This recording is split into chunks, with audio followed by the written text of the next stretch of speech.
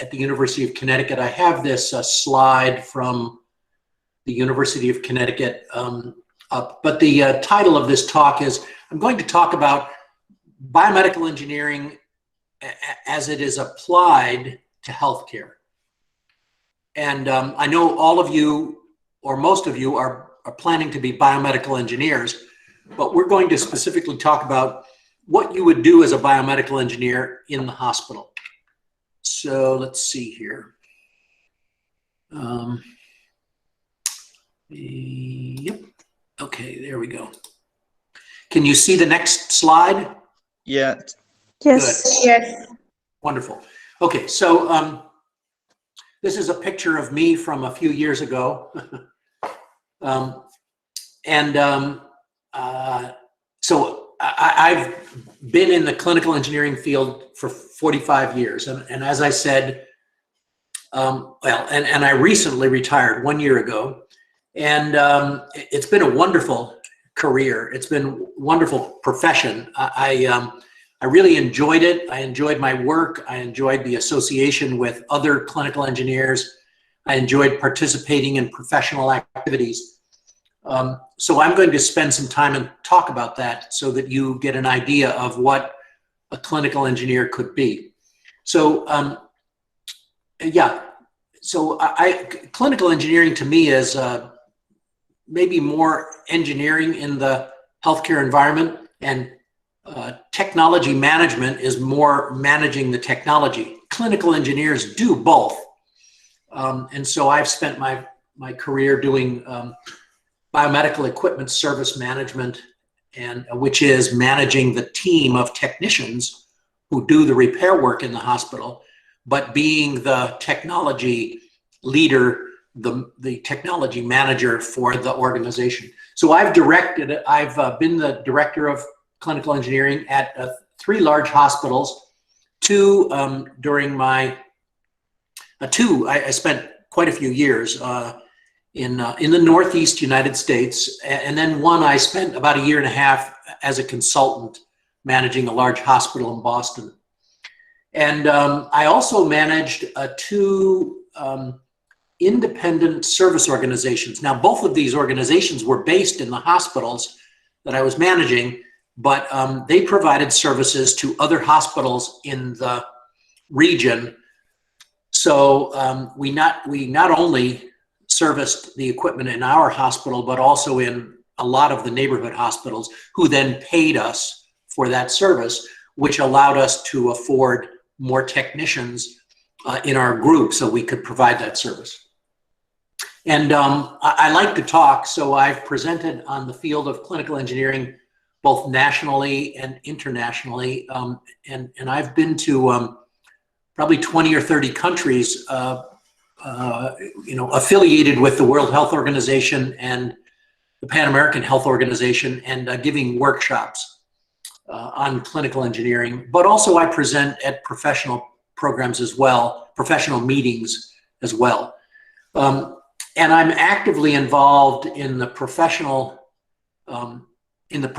of clinical engineering. That is, I was the past president, or I am the past one of the past presidents of the American College of Clinical Engineering, and that's a whole subject by itself, which we'll talk about a bit. But then it's an organization that includes Canadians and those in the United States of America and those in Mexico, and there's a lot of members from outside of those major countries, from all over the world, who are members of the American College of Clinical Engineering, just because it is, they put a lot of effort into education. So it's a source of education. They put a lot of effort into meetings, so it's a source of professional networking. Also, there's a regional, the Northeast United States, we call it New England, but there's a New England Society of Clinical Engineering, and I'm pretty actively involved in that. And also the Association for the Advancement of, Association for the Advancement of Medical Instrumentation. I wrote that wrong, I wasn't thinking. AAMI, perhaps you've heard of that. That's a large organization, but I'm involved and active in that. Now, what I said was, yeah, I am, I've been involved as a manager in a hospital for most of my career, probably 2/3 of it. And then I left the hospital environment and I became a consultant, and I became a professor in this University of Connecticut clinical engineering program. And so they didn't pay me much money to be a professor, as Professor Ali will tell you. However, I had a job on the side, as does Professor Ali. My job was as an expert witness or as a consultant, an investigator of medical device accidents. So I've investigated over 350 medical device related accidents that took place in hospitals. And the reason, most of the people that hired me are lawyers. So if an accident occurred, the patient would hire a lawyer who would then look into it and maybe hire an expert like me to investigate it. And then they would sue the hospital or sue the manufacturer or sue the doctor. And I might represent the doctor or the hospital or the manufacturer, or I might even represent the patient, depending upon the incident. And then I've also been the thing that I've really, in my career, that I've enjoyed the most, and none of you are probably in a position to be at this point yet, but because I had so much experience as a clinical engineer, and I had so much experience managing clinical engineering programs, I became a faculty member and a program director at the University of Connecticut, and I taught graduate students about clinical engineering. And some of the things that I'm going to tell you are things that perhaps I taught to the students in the program. Some of it is related to my own personal experience, but we'll go on from here. So that's basically my my background. Yeah, I don't want to add too much to that. So I understand that all of you are interested in biomedical engineering and may even be in the biomedical engineering program. And if I look at biomedical engineering, this is what I see. I see it's centered around, I hope you can see my cursor, devices, systems, and software. The result of biomedical engineering is, developing devices or developing systems or developing software that will help the patient. So there's research, and some biomedical engineers are involved in research. In order to do research, you probably need to get a master's or even a PhD. And usually you work for a university, sometimes you work for a large manufacturer. Then there's the design aspect in biomedical engineering, where you take somebody else's research and you design a piece of equipment that will work. And most of the time, the people involved in design may be biomedical engineers, but mostly are electrical engineers and mechanical engineers and chemists and others. So they design, but all of you could end up in the design area, or you might, and that would be working for a manufacturer, or you could work in the manufacturing area where you might either test products or take products into the clinical environment and watch them being used and keep track of how they're used, so that the manufacturer understands the use of their products better. And that's another area for you. But the area that we're going to talk about is that the users need to have someone to help them operate and own and maintain and troubleshoot these devices, system, and software. And so clinical engineers are really in the support area of biomedical engineering. It's health. They're specifically involved in healthcare technology and medical equipment on the support side. So, yeah, so I guess in the big scheme of things, this is where we are as clinical engineers.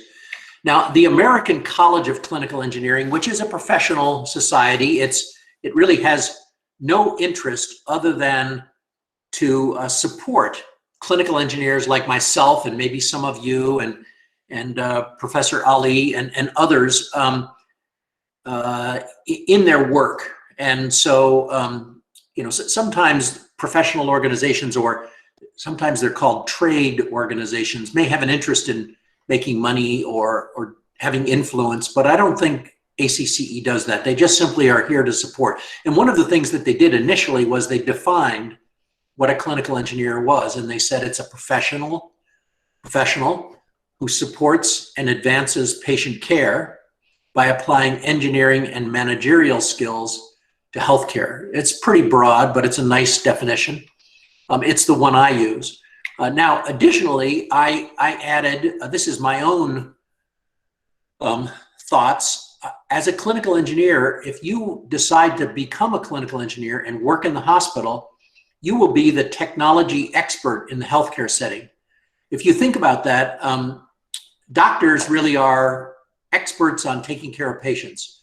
They may be experts in using the device that they use to help the patients, but they really aren't broadly experts across the spectrum, across the whole hospital. So the hospital needs somebody like that to train the technicians, train the nurses, train the doctors, you know, buy the right equipment, talk to the doctors and find out what they really need, not what they want, but what they need, and then make recommendations to administration to buy what the doctors need. So you're a technology expert. Sometimes you act as a consultant. Now, I've always found that the number of technologies in the hospital is huge, and I could not be an expert in every area, but if the hospital needs me to, I can do the research and become knowledgeable about an X-ray machine or a lab device or a special tool in the operating room. You know, it might take me a few days to read the information and become familiar, but I can do that because I have an interest in it. And so then you become the person in the hospital who knows the most. So they rely on you. And one of the things that you also do is acquire and manage all the technology in the hospital. Sometimes they rely on manufacturers, but it's like, you know, the manufacturers are in it to provide good equipment for sure, and to help the hospital for sure. But sometimes they're in it also to make money. So the price of having the manufacturer manage the technology is a little more expensive than having an in-house representative. So you really are the user's representative to the commercial side outside the hospital. You're the go-between the commercial side and the users if you become a clinical engineer. So here's the engineering skills, clinical engineering skills that you need. You need a little bit of engineering when you go and become a clinical engineer. You need to focus a little bit on managing the technology in the hospital.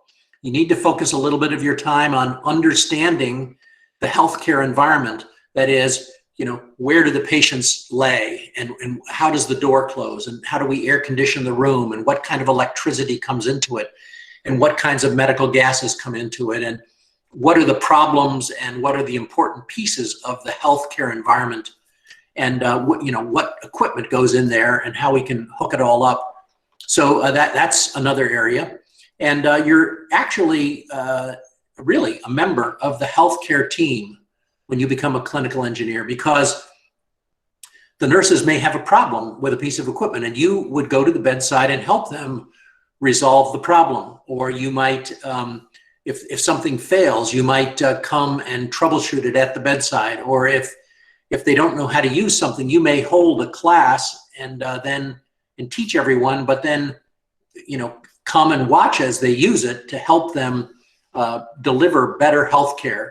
So you're the technology member of the healthcare team. I find that part very exciting. That is the thing that made me become a clinical engineer. I was an engineer, and I could have designed cars, or I could have designed bulldozers, or I could have designed bridges, or I could have designed electrical systems or dams, or whatever all the engineering spectrum is, airplanes.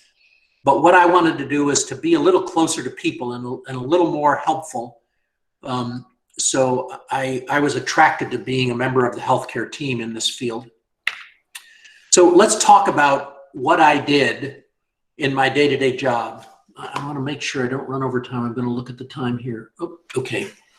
So engineering. So what did I do in the field of engineering? Well, I did analysis of equipment design that we might consider purchasing. So for instance, if there's a bedside monitoring system or that needs to be replaced, or there's a group of anesthesia machines that need to be replaced, it would be up to the clinical engineer to look at what the designs are from all the vendors who provide bedside monitoring or who provide anesthesia equipment, and become familiar with it.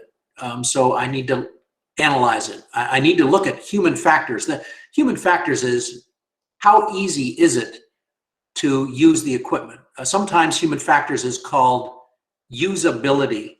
So if we have a piece of equipment that is easy to use and very intuitive, it has good human factors. If it's difficult to use and confusing, it has poor human factors.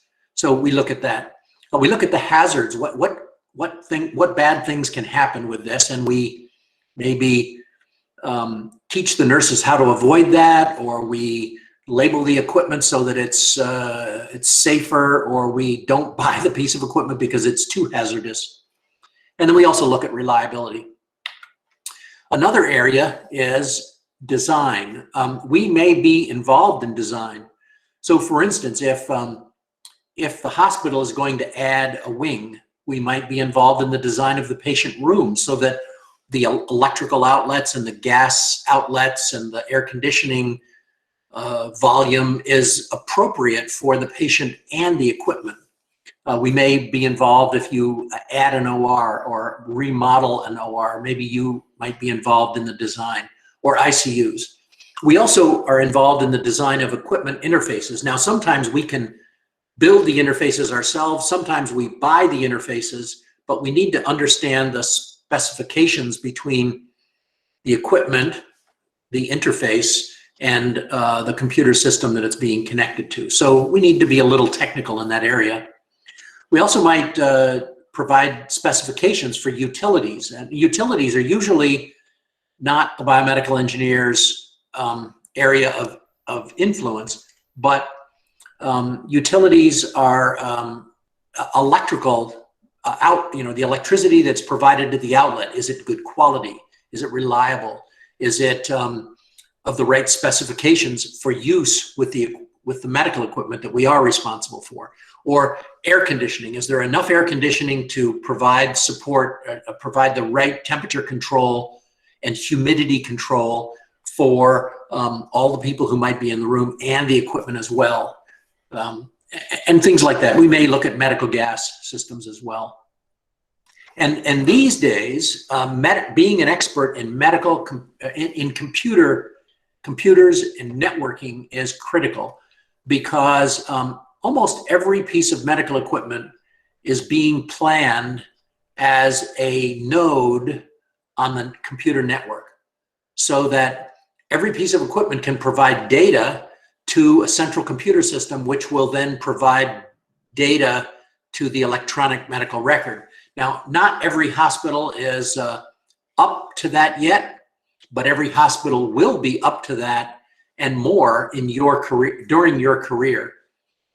It started in my career where we didn't have computers at the bedside, and now we do, and at least in the United States, and almost every hospital has an electronic medical record, And then major hospitals around the world are developing these technologies, and pretty soon every hospital will have them. So to understand how to connect anesthesia machines and bedside monitors and infusion pumps and all these things to the network so that the computer can get data, the server can get data from these devices and display it for the benefit of the nurses is an important skill.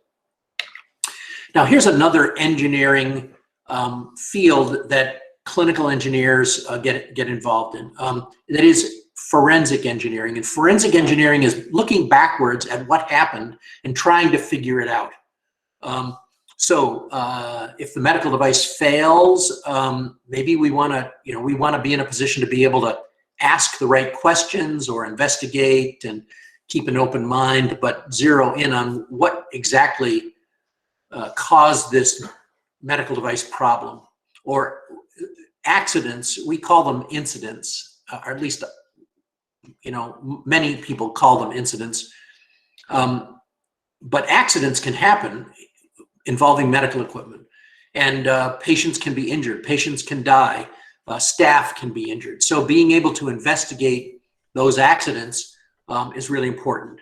And then the reason we investigate medical device problems and investigate incidents or accidents is so that we can reduce the risk in the whole healthcare environment, make it a safer place.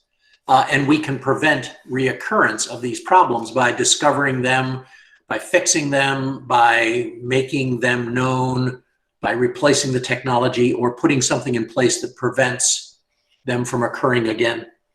Like this. This is a cute example, a funny example of a mistake. Here, a surgeon at the bed in the operating room is using a laser and shoots the head off of one of his colleagues. But now this doesn't really happen, but it's a cute demonstration of what can happen. I'm sure that these things have happened. I guess the patient doesn't really explode though, vaporize. All right, so what else can clinical engineers do? They are managers. And I find this very interesting. So you, as young engineers in school learning to be engineers, are attracted to engineering because your brain works in a very unique way. It's different than those who want to be artists, or it's different than those who want to be business managers, or it's different than those who want to go into nursing or healthcare. You're very system thinking. You think in a systematic way. The picture that I put up that organized how biomedical engineers are with research and design and testing and support, that's looking at the problem from a systematic way. And that's what engineers do. So engineers are very good technology managers because they are systematic system thinkers. They are good at systems engineering. So what we do in technology is we plan for equipment and technology in the hospital. We might evaluate the equipment that's on the market and available so that we acquire the right device.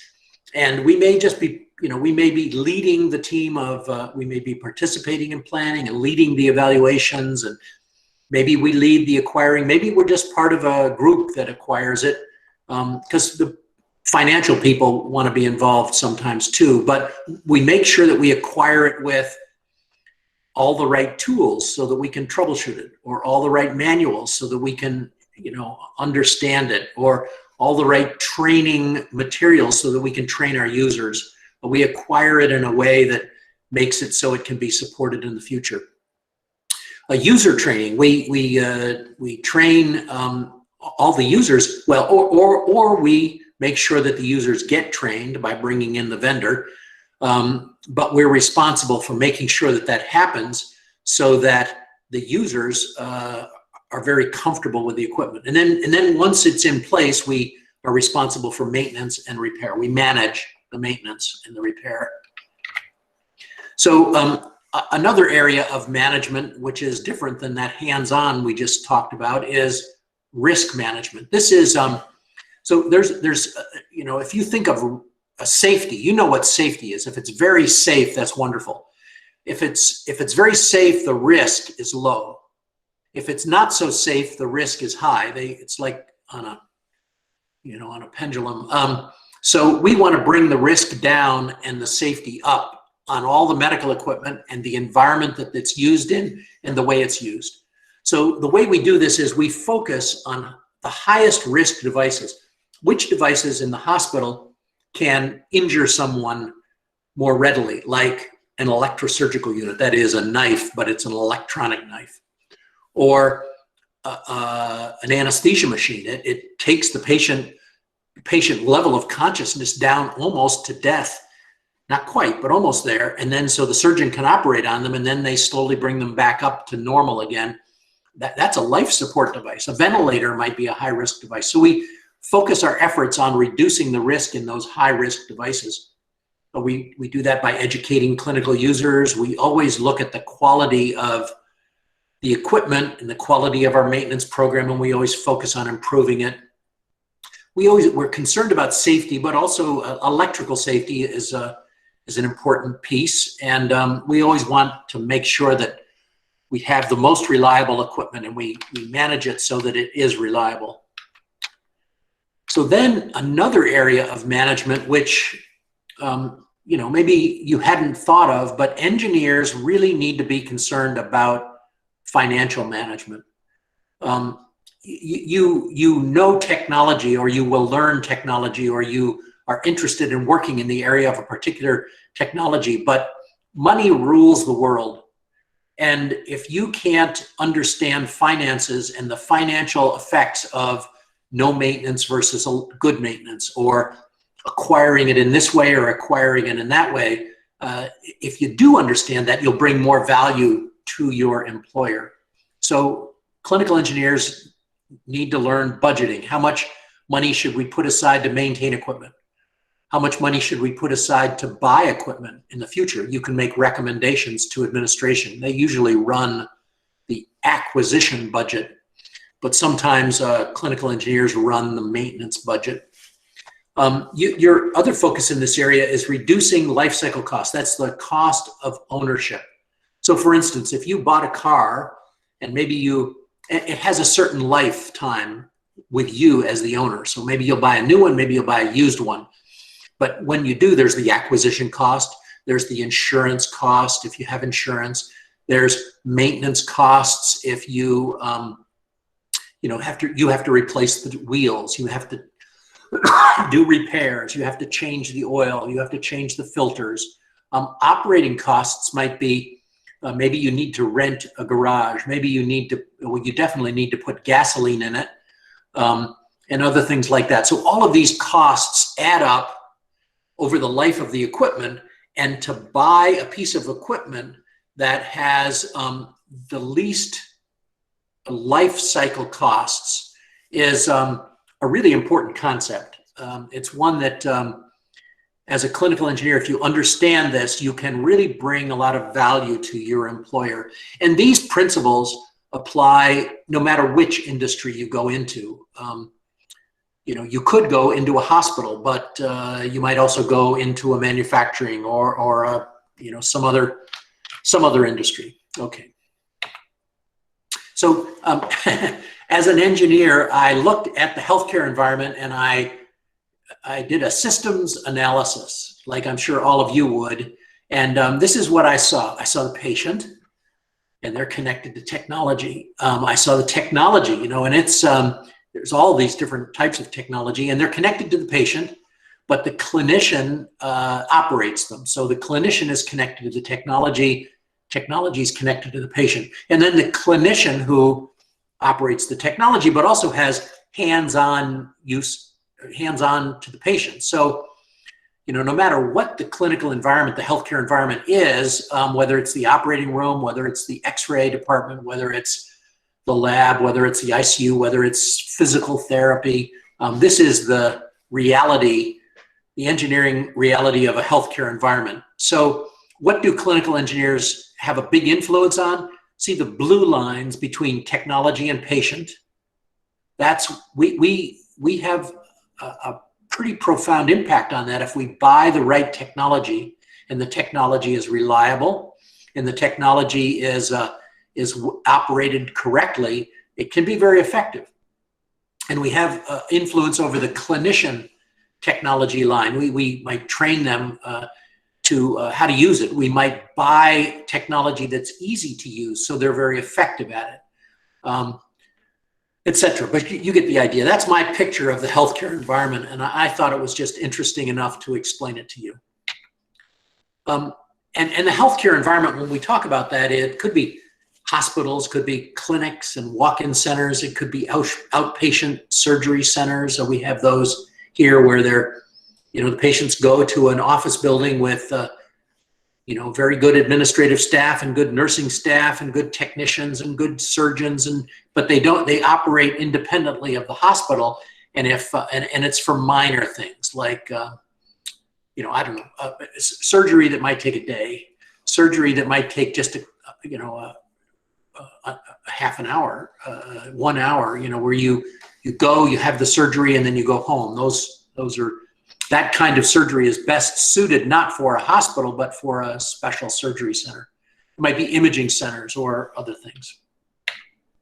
So what is the result? What can clinical engineers end up with at the end of all of this effort? And that is longer equipment life. It just lasts longer if it's well maintained, if it's well managed. The cost of owning the equipment is lower, so the lower equipment costs. The technology is more reliable. Now, if you as an individual own a piece of equipment, like what? Let's just use the car example again. If you own a car and it constantly is breaking down, or you use it and it gets stuck, or it won't shift, or it makes a lot of noise, or the windows won't go all the way up, it's not very reliable. But if it's well maintained, and all those things work, it's more reliable, and you're a happy owner. If the things don't work, you're a very unhappy owner. It's exactly the same in the hospital. The more reliable the technology is, the happier the clinicians are, the more effective the clinicians are. So this reliable technology is really important, and clinical engineers really sort of influence this. And also the chance of having accidents, the reduced risk of injury or death is the result of having a good clinical engineering program. You have more effective clinical staff, and the whole thing all results in better patient care. This longer equipment life and lower equipment costs and more reliable reduces the cost of ownership, which allows the money that the hospital does have to go into more and more support for the patients. So we end up with better patient care, and this makes the clinical engineer really a part of the healthcare team in a very important way. Now, the problem is that many hospitals don't have a program like this. Most hospitals have something, but it may be managed by the wrong person in the hospital. It may not be completely understood by administration who has the money. But in hospitals that do have clinical engineers, these principles are really very valuable. So I'm done with my presentation on me as a clinical engineer and the field as a clinical engineer. I'm going to just spend a few minutes talking about the clinical engineering education program at the University of Connecticut in the Northeast United States. The University of Connecticut has been running this program. It's a graduate program. The students are getting a master's degree, not a bachelor's degree. So these are all graduate students. They were in the program probably 3 or 4 or 5 years ago, not long ago. And it was such a nice picture, I decided to show it to you. That's me in the corner over there on the right side. These students come into the program and they all get jobs as interns working in hospitals across the country. And they work in the hospital for 2 years. And the hospital pays them a small amount of money. Well, actually, the hospital pays the amount of money to the university, and the university pays these students as graduate students. So these students get a master's degree and 2 years of experience and get paid and don't have to pay to do it. So you can imagine it's pretty competitive. That's the bad news. The good news is hardly anyone knows about it. So if one of you really wanted to be a clinical engineer and thought that a master's degree was a good idea, applying to this program is, might be a good idea. There's, let's see, I'm going to just sort of quickly scan this, and I will tell you there are 3 international students. And the University of Connecticut sometimes has had 10%, 20% of the program is international students, because the international students are very good, and we find them to be more interesting. So for instance, if you look straight in the middle of the group, there's 2 women in the second row. One has a black blouse, and the other one has a red blouse with a black coat. One is from, the one with just the black blouse is from one of the Pacific Islands. She's from Fiji. And the girl in the red blouse is from India. So, okay, that's good enough. And another thing that I want you to notice, and I'll talk about it a little bit more, is there's a lot of women. And maybe I'll talk about it now since I mentioned it. Women in the field of clinical engineering are very powerful. It becomes, if you think about the healthcare environment, and I know that maybe the United States is a little bit ahead of other parts of the world in women becoming equal, but if you think about the healthcare environment, it's the nurses and the technical staff, the physical therapists, the lab technicians, the managers of those people are mostly women. So to have a woman go into an environment which is mostly run by women, they become very well accepted.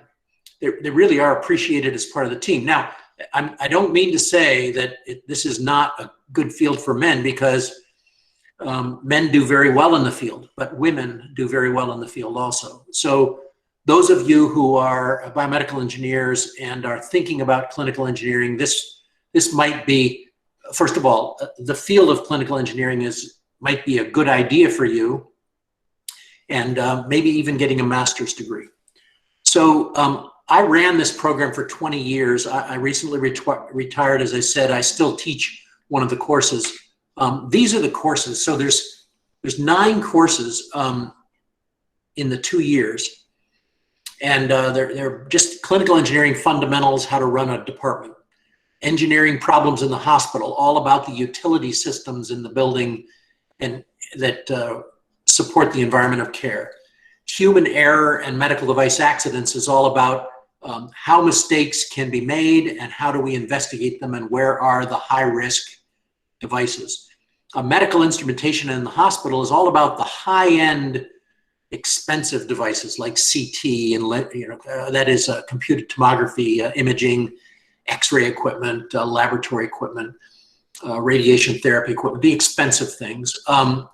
Clinical systems engineering is all about interfacing medical equipment and networks and how data passes back and forth on the computer systems so that you can connect a medical device to an electronic medical record and get good data. Medical device cybersecurity is sort of an interesting new course, and it's all about keeping devices safe on the network so that people who, I can't imagine why they would want to do this, but having network security, cybersecurity for medical devices and medical device networks is very important these days. And then the clinical rotations course, where the biomedical engineering student, the clinical engineer, goes and spends time for 2 years, actually, a few hours, 4 hours each week. They need to go and just sit and watch surgery, or sit and watch x-rays being done, or sit and watch the lab work, or things like this. And they get to ask questions, but they get to observe the clinical environment as sort of an observer, not as a worker. And you learn a lot. That clinical rotations course may be the best course in the school. So, and then this internship program that we talked about, it's a 2-year program. You end up with a Master's of Science in Biomedical Engineering.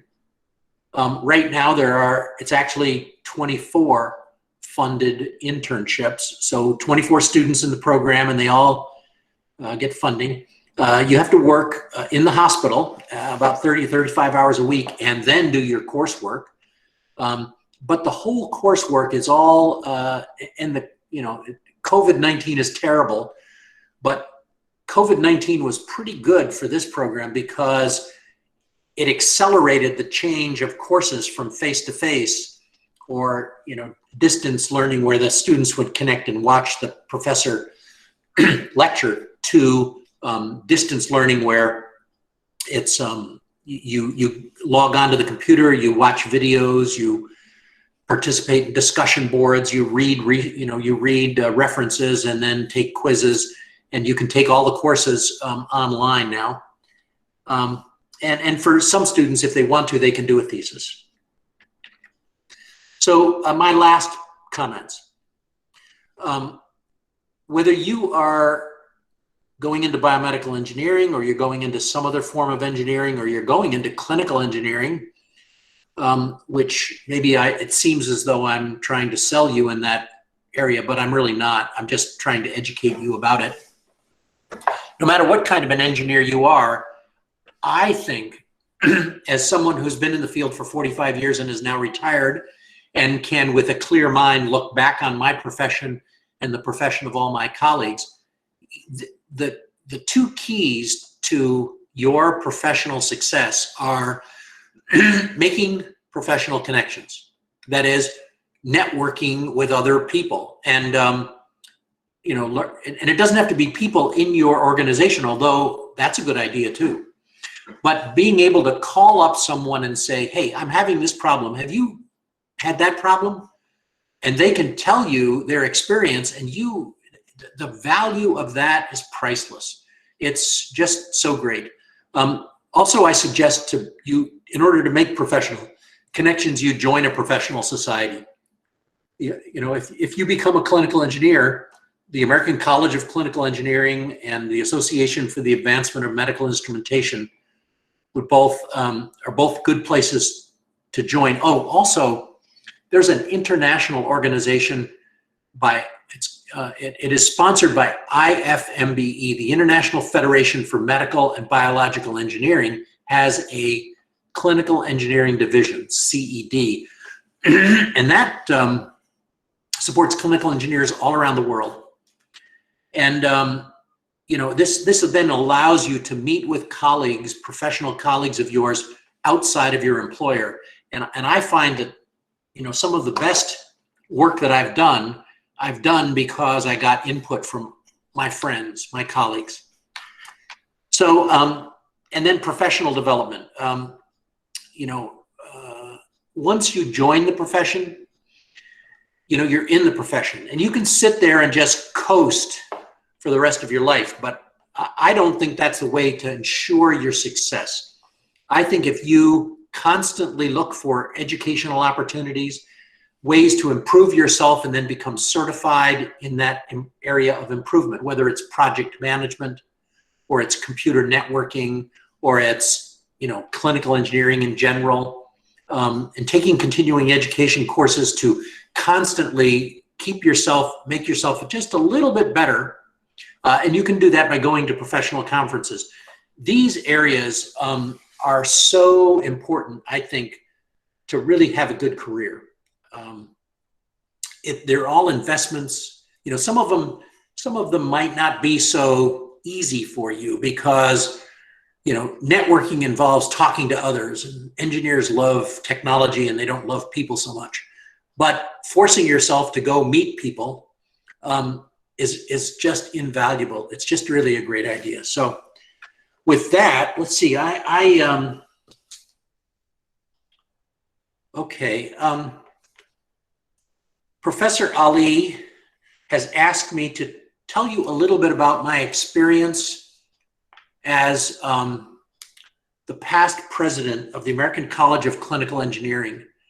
And I think I've mentioned the American College as enough so that you know. I don't think my experience, I jumped into making professional connections and expanding my network beyond my employer more than maybe some would. And so I offered to work in the, to help the American College of Clinical Engineering when it was formed, and to help the American College of Clinical Engineering when it was, as it was functioning. And I became the president. I don't think that's so important.